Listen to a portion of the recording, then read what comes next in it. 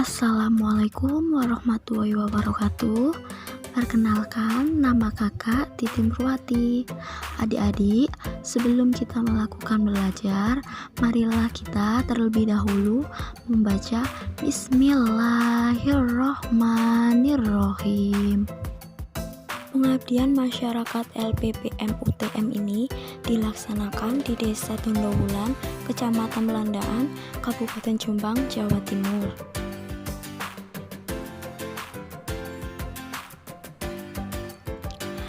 Di sini kakak akan menjelaskan mengenai apa aja sih ciri-ciri dari makhluk hidup itu. Sebelum kakak melanjutkan menjelaskan materi, kakak ingin bertanya, mengapa batu disebut makhluk tak hidup, sedangkan hewan disebut makhluk hidup? Ada yang tahu? Untuk lebih jelasnya, berikut ini merupakan alasan mengapa batu disebut makhluk tak hidup, sedangkan hewan disebut makhluk hidup. Karena batu tidak memiliki ciri-ciri yang terdapat di makhluk hidup, sedangkan hewan memiliki ciri-ciri dari makhluk hidup, seperti hewan membutuhkan makan, bernafas, bergerak, beradaptasi terhadap rangsang, tumbuh dan berkembang, dan lainnya. Ciri-ciri makhluk hidup terdiri dari yang pertama bernafas, yang kedua bergerak, yang ketiga makan, yang keempat beradaptasi. Ciri yang kelima ialah berkembang biak, keenam peka terhadap rangsang, ketujuh mengeluarkan zat sisa, dan yang terakhir tumbuh dan berkembang. Ciri makhluk hidup yang pertama ialah bernafas. Bernafas merupakan ciri utama dari makhluk hidup. Bernafas adalah proses menghirup oksigen yang berada di lingkungan dan mengeluarkan karbon dioksida. Ciri makhluk hidup yang kedua ialah bergerak. Gerak terdiri dari dua macam. Yang pertama, gerak aktif, di mana gerak aktif merupakan gerak yang dapat berpindah tempat, misalnya kaki, sirip, dan sayap. Yang kedua, gerak pasif. Gerak pasif merupakan gerak yang tidak dapat berpindah tempat, misalnya tumbuhan. Tetapi tumbuhan hanya mampu menggerakkan sebagian tubuhnya. Contoh dari gerak pasif ialah gerak daun saat mengucup dan gerak batang mendekati cahaya. Ciri makhluk hidup yang selanjutnya ialah makan. Makan merupakan kebutuhan bagi semua makhluk hidup, di mana makanan ini berfungsi untuk menghasilkan energi, memicu pertumbuhan, serta mengganti sel-sel tubuh yang rusak. Tumbuhan untuk memenuhi kebutuhan hidupnya menggunakan proses fotosintesis. Fotosintesis merupakan proses pembuatan makanan pada tumbuhan hijau dengan bantuan sinar matahari. Ciri makhluk hidup berikutnya ialah mengeluarkan zat sisa. Makhluk hidup mengeluarkan zat sisa yang disebut dengan ekresi.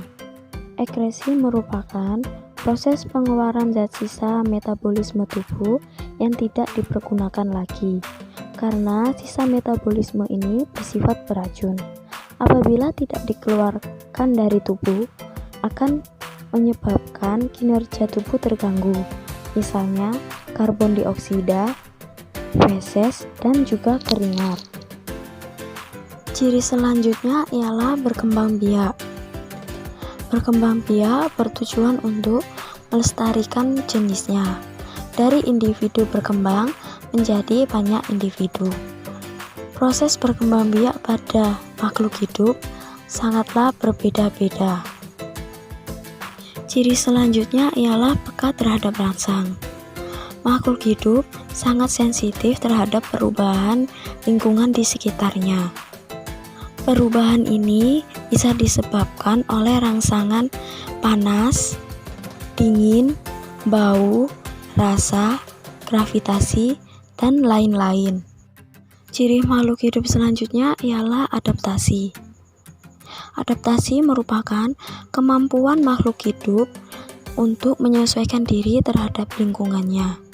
Adaptasi terdiri dari 3 macam. Yang pertama, adaptasi morfologi. Adaptasi morfologi merupakan penyesuaian makhluk hidup terhadap lingkungannya yang berhubungan dengan bentuk tubuh. Misalnya, bebek dan katak memiliki kaki berselaput agar memudahkan untuk berenang di lumpur. Yang kedua, adaptasi fisiologi. Adaptasi fisiologi merupakan penyesuaian makhluk hidup terhadap lingkungannya yang berhubungan dengan fungsi dari bagian tubuh. Misalnya untuk mencari makan atau untuk mendeteksi mangsa.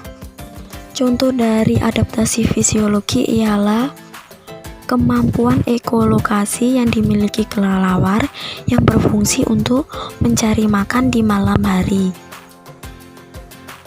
Yang ketiga, adaptasi tingkah laku.